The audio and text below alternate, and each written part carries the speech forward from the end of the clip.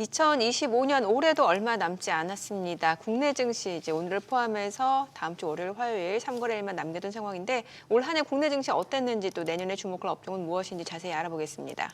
네, IM증권 이상원 연구원 나와 계십니다. 어서 오세요. 오랜만입니다. 예, 안녕하십니까? 예, 오랜만입니다. 예, 그렇습니다. 예, 그렇군요. 우리가 이게 11월 초에 4,226 찍었고 코스피가 예. 그런데 지금 이제 오늘 4,134. 이게 4,200원 회복하고 맞추려나. 근데 좀 멀어 보이긴 합니다만. 뭐 금방이죠, 뭐. 금방이. 예. 근데 이게 예. 산타랠리 구간이 이제 크리스마스 시즌 전후로 예. 해서 뭐 1월 3, 4일까지 그렇죠. 산타랠리인데 그거는 조금 해외 쪽에서도 그렇고 거래량이 적은 상황에서 예. 조금만 매수가 들어오면은 산타랠리일 가능성이 있기 때문에 그런 부분들이 있고 우리나라 시장은 이제 오늘까지 옛날에는 이제 배당에 대해서는 배당약이 있었는데 네. 지금은 상당 부분 회사들이 이제 배당 기준으로 옮겨왔고 뭐 그런 부분도 없고 또 이제 대주주 양도 과세 예. 50억 이상 해서 오늘까지 좀 어떤 판단을 좀 해야 되는 부분도 있고 그래서 오늘이 복잡한 날입니다. 복잡한 날이에요. 복잡한 날이다. 네. 자, 그리고 이제 코스피 같은 경우는 올 한 해 그래도 수익률 굉장히 좋았습니다. 지금 뭐 다른 나라 대비로도 그렇고 그동안 사실 이제 소외됐던 측면이 있기 때문에 이제 그 부분을 올해 한 해 다 이제 뭔가 좀 억울함을 좀 되돌린 듯한 분위기인데 코스닥 같은 경우는 약간 아쉬운 감이 있었는데 정부에서 뭔가 코스닥 활성화 정책을 내놓을 거다 이런 기대감 때문에 올라갔다 이것도 좀 반짝이었던 것 같은데 앞으로 코스닥은 어떻게 될 거라고 보시나요? 말씀드리기 전에 네. 이제 코스피랑 코스닥 아까 코스닥이 별로 안 올랐다고 하지만은 네. 40% 올랐습니다. 이제 기준이 뭐냐에 따라 다른 거겠죠. 그러니까 코스피도 한 70% 이상 올랐고 네네. 그래서 70%랑 코스닥이 40% 오른 이유. 정확하게는 연구원님, 예. 현 시점에 연초 이후 우리 코스피가 71.23%, 70% 네. 이상. 코스닥은 34.95니까 35%. 예, 35%. 거의 그러니까, 뭐 35%에서 반올림 40%. S&P 인정. 지수 올해 얼마 오르는지 네. 혹시 아세요? S&P 500, 저 한참 밑에 있던데. S&P 500 얼마나 올랐어요? 18%. 네, 뭐 17, 18. 17, 18. 나스닥도 한 24, 25. 그러네요. 네, 그렇죠? 네. 그래서 S&P도 이제 그 24일 날 장에서 이제 다상 최대 끊었다고 하지만은 이제 상대적으로 우리나라 시장이 작년도에 많이 빠졌기 때문에 네. 뭐 그런 기저 효과도 있지만은 코스닥이 안 올랐다고 해도 34% 올랐기 때문에 그러니까. 좀 많이 올랐습니다. 예. 근데 상대적으로 봤었을 때는 코스피보다는 거의 반 예. 정도 올랐기 때문에 그런 이제 여러 가지 봤을 때는 조금 소외감 그런 것들이 더 강할 수 있기 때문에 그런 활성화 정책을 이제 발표를 했죠, 결론적으로. 그런데 제가 이제 말씀드릴 거는 뭐냐면 그 코스피 지수랑 코스닥 지수, 특히 또 코스피 지수가 더 가려고 그러면은 여태까지 어떻게 흘러왔는지를 좀 말씀드려야 되는데. 네네. 코스피 지수 같은 경우에는 두 단계로 나눠서 보셔야 될 것 같아요. 두 단계로? 예. 그러니까 우리가 이제 1월 초에 2,400 정도 예. 표시를 했고 그때 이제 PBR이 0.8배였습니다. 그런데 우리나라가 본격적으로 오르기 시작한 건 4월 중순부터입니다. 4월 예. 4월 맞습니다. 중순부터 예. 오른 이유는 탄핵이 발표된 이후에 이제 대통령 선거일이 바로 발표가 되고 네. 대통령 선거일이 바로 발표 이후에 재정 정책 어떤 사람이 대통령이 되든 재정 정책이 있을 것 같다. 그리고 5월 달에 여태까지 금리 인하를 그 당시에 환율 때문에 금리 인하를 안 했었는데 5월 말에는 금리 인하를 할 것 같다. 그래서 그 주식 시장에서 가장 좋아하는 유동성이 네. 재정 정책과 금리 정책에 대한 유동성 기대감이 우리나라를 다른 나라보다 훨씬 많이 오르게 한 요인이 됐다. 그렇게 보시면 될 것 같고 그게 9월까지 하면서 3,200까지 올랐습니다. 네. 그런 유동성 장세의 기대감으로. 그다음에 네. 이제 9월부터 이제 11월 3일까지 아까 11월 3일 날 4,221이 찍었는데 맞아요. 네, 그래서 예. 3,200에서 4,200으로 갔습니다. 예. 불과 두 달 만에. 두 달 만에. 예, 그 요인에 대해서 말씀드리면 그거는 이제 글로벌 유동성 아까 말한 대로 그 9월 17일, 10월 25일 날 이제 FOMC에서 금리 인하에 대한 기대감 플러스 또 하나 붙인 게 뭐냐면은 여태까지는 유동성 장세로 밸류에이션을 높이는 예. 장세가 됐었는데 이제 실적 우상향 뭐냐면 9월 중순 이후부터 실적 시즌이 도입했는데 그때 당시에 뭐가 했냐면은 AI 데이터 센터를 많이 질 건데 추론 단계로 넘어간다. 네. 그러면서 예. 뭐 GPU도 많이 필요하지만은 그 레거시 디램하고 랜드도 많이 필요하다. 뭐 HBM뿐만 아니라 출원 초기 단계에는 뭐 디램을 활용하는 예. 그래픽 디램을 활용하는 그런 부분들이 많다. 그러면서 디램 가격과 랜드 가격이 미친 짓으로 올랐습니다. 그동안 쉬었다가 그러면서 삼성전자의 하이닉스의 내년 실적 기대가 내년에 두 개 합치면 200조 된다든지 그래서 이런 실적 우상향 기대감이 반영이 되면서 불과 2달 만에 1000포인트가 올라간 겁니다. 결론적으로. 그래서 예, 예. 이런 부분들이 지금 어느 정도 반영이 됐기 때문에 내년도 이제 장세를 예측해 보면 당연히 뭐 올라갈 수는 있겠지만은 그 내년 실적에 대한 반영 정도 그게 얼마만큼 발휘되느냐. 그러니까 지금 이제 모든 애널리스트 분들은 내년 1월 1일부터 그게 반영이 된다. 왜냐하면 올해 내년 영업이익이 한 400조 정도 되는데 예. 삼성전자랑 하이닉스랑 합쳐서 한 200조 예상이 됩니다. 그렇기 때문에 이게 아직 반영이 안 됐다. 그런데 저 같은 경우에는 아까 이제 9월 중순 이후부터 상당 부분 내년도 실적에 대한 기대감이 반영이 됐고 아까 4,221이라는 숫자는 PBR로 보면은 우리나라 12개월 포워드로 보면은 1.42배 정도 됩니다. 네. 그래서 거기서 조금 더 올라갈 수는 있어도 어느 정도 그 밸류에이션의 부담감 그런 것들은 분명히 있다. 그렇게 보시면 될 것 같습니다. 그리고 아까 질문한 네, 대로 코스닥. 코스닥 활성화 정책은 두 가지 요인만 보시면 여러 가지 정책을 발표하고 두 가지 요인만 보시면 될 것 같은데 코스닥이 얼마만큼 개인의 비중이 큰데 기관의 비중이 크고 또 유동성 얼마만큼 공급해 주느냐 그게 관건인데 두 가지 관점입니다. 코스닥 벤처펀드에 대해서 소득공제 얼마 한도로 해줄지는 모르겠지만은 그거를 1월 달에 또 구체적으로 발표할 거라고 보고 있고 연기금의 코스닥 진입 그래서 여러 가지 평가 지표를 바꾸면서 진입할 수 있게 만들 거라고 보고 있습니다. 이거는 지금만 있었던 게 아니라 2017년도에 코스피 지수가 많이 올랐고 코스닥 지수는 많이 안 올랐는데 그때 문재인 정부 당시에 2017년 11월부터 코스닥 활성화 정책을 한다고 하면서 드디어 2018년 1월 달에 코스닥 활성화 정책을 발표를 했습니다. 똑같이 이 부분에서 발표를 했고요. 발표를 하고 코스닥 벤처펀드에 대한 소득공제 활성화로 인해서 4월 달에 본격적으로 코스닥 벤처펀드가 결성했는데 그때 1조 정도 돈이 들어오면서 코스닥이 주가가 오르는 현상이 있었습니다. 그래서 올해도 약간 비슷하게 흘러갈 거라고 보고 있습니다. 아니 지금 이제 뭐 레인보우 로보틱스 같은 경우는 보니까 뭐 한 15만 원 하던 게 지금 해 넘기면서 이게 53만 원도 갔다가 지금 47만 6천 원입니다만 뭐 쉽게 생각하면은 이걸 풀로 다 먹었다면 3배고 2차 전지도 보면은 이렇게 한 5월쯤 저점에서 진입하신 분들은 더블 났단 말입니다. 그러니 우리 지수보다 더 좋은 종목들이 엄청 많아요. 지수 70%라 하고 뭐 코스닥 한 35% 봤을 때 2배, 3배가 막 나왔는데 이런 상황에서 이제 내년에도 지금 이제 쭉쭉쭉 더 뻗어갈 수 있을까 하는 이제 약간의 걱정은 있을 만도 하다 말이죠. 금년에 많이 올라가지고. 네.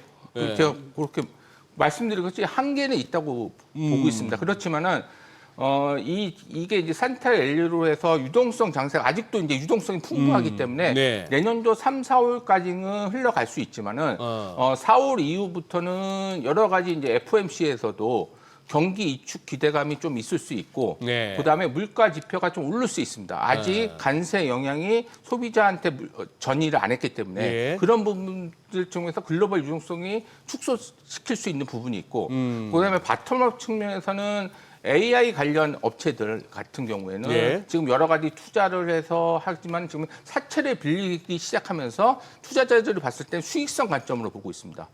그런데 예. 이런 것들이 사채를 계속 빌리다 보면은 여러 가지 또 어려운 상황이 발생될 수 있고 더 중요한 건 뭐냐면 지연이 되면 안 됩니다. 그러니까 어떤 일정이 있는데 지연이 되게 되면은 예. 바로 타격을 받을 수 있기 때문에 그 부분이 하반기 정도에 가셔야 되면은 장은 좀 축소될 수 있는 부분이 있다.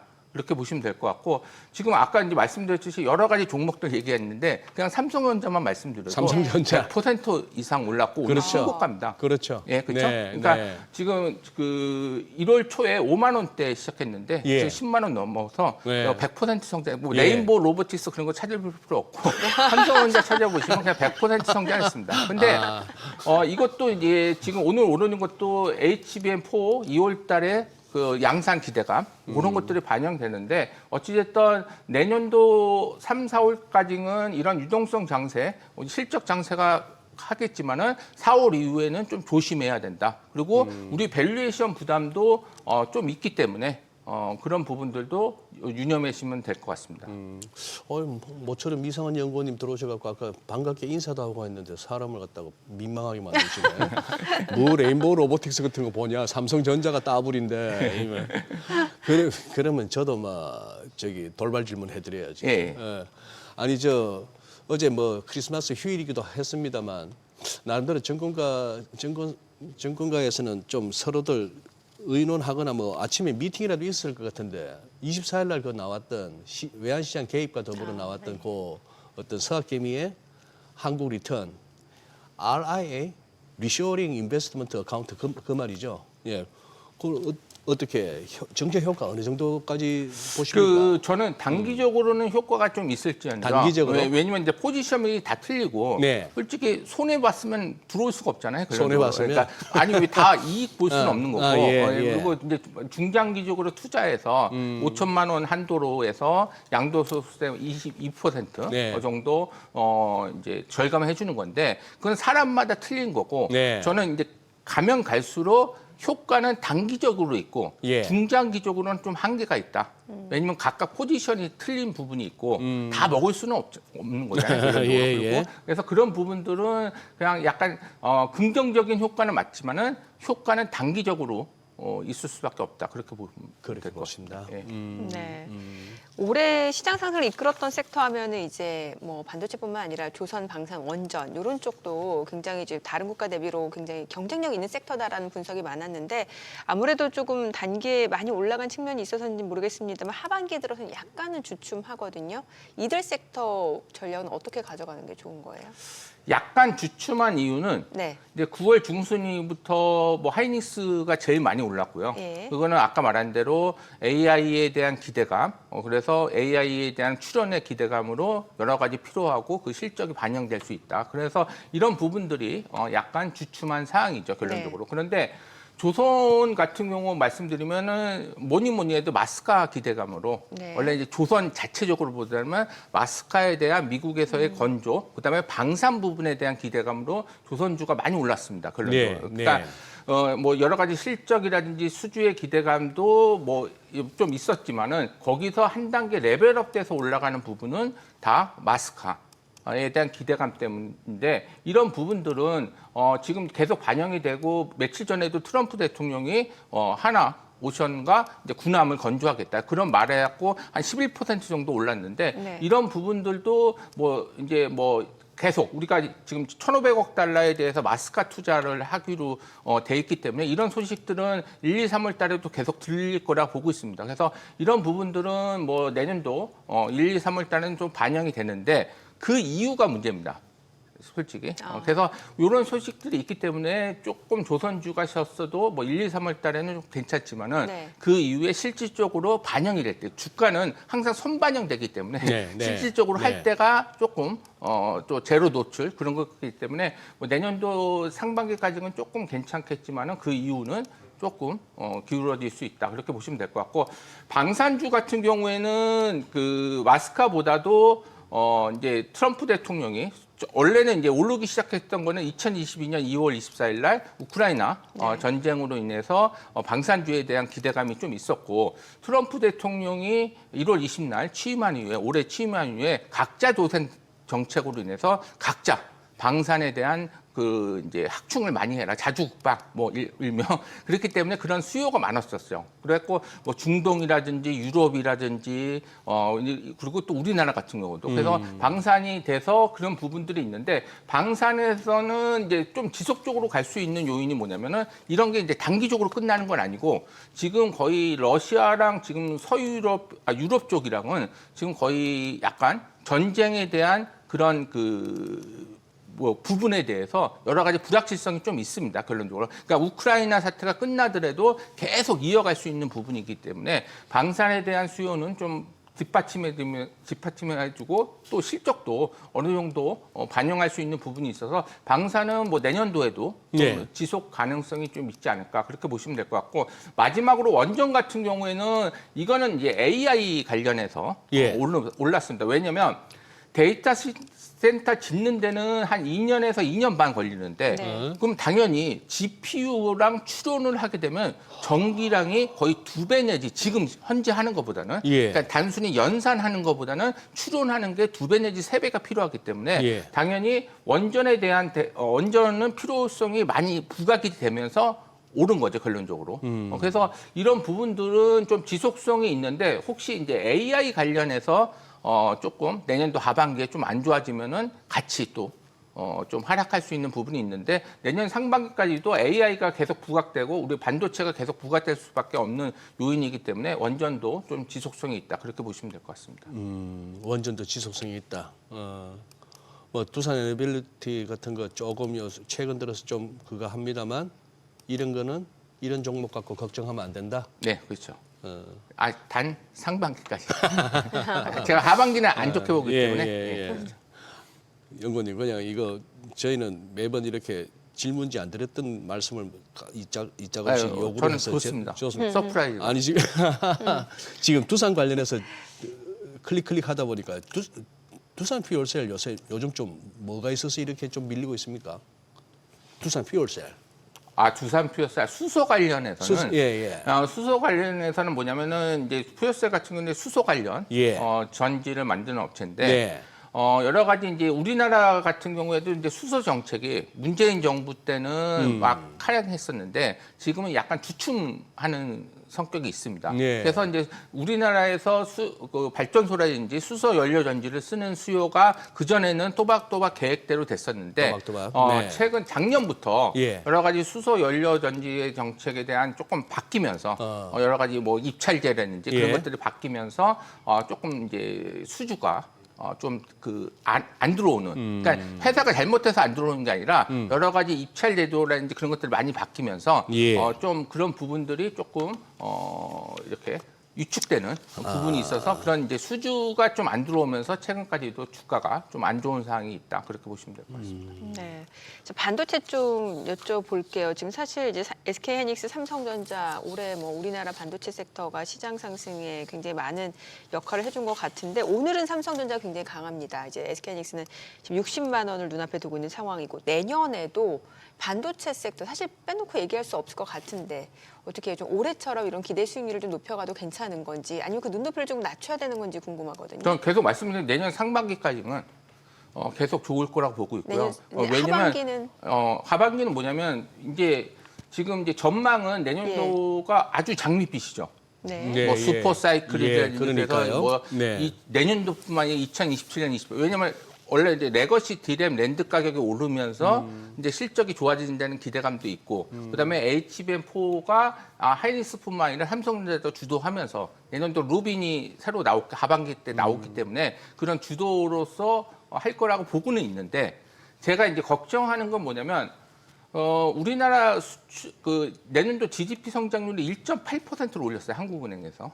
거기에 0.2% 원래 전망은 1.6%, 0.2%는 다 이 반도체 수출, 반도체 수출이 잘 되기 때문에 0.2%가 오르는데 다른 건 볼 필요 없고 내년도 하반기 때 혹시나 이제 지연 소식들이 들리잖아요. 예를 들어서 지연? 그러니까 데이터 센터를 2007년까지 짓기로 했는데 2008년 왜냐하면 자금 조달 이슈라든지 여러 가지 부분이 많이 생긴다고 치면은 우리는 어쩔 수 없이 전망은 이렇게 해서 2030년까지 전력이 이렇게 필요하고 데이터 센터가 이렇게 가기 때문에 반도체는 이만큼 필요할 수밖에 없다라고 다 예측을 하는 거잖아요. 예. 그런데 내년 하반기 때 자꾸 이제 지연시, 뭐 2027년까지 져야 되는데 지연된다. 뭐 이 조달이 잘 안 돼서 2028년까지 지연된다. 그런 소식이 들리게 되면은 우리나라 반도체 주에는 타격을 줄 수밖에 없습니다. 근데 저는 가정이 뭐냐면 그런 소식이 들리지 않을 때까지는 갈 수 있는데 내년도 상반기까지는 들리지 않을 거라고 보고 있는데 네. 제가 이제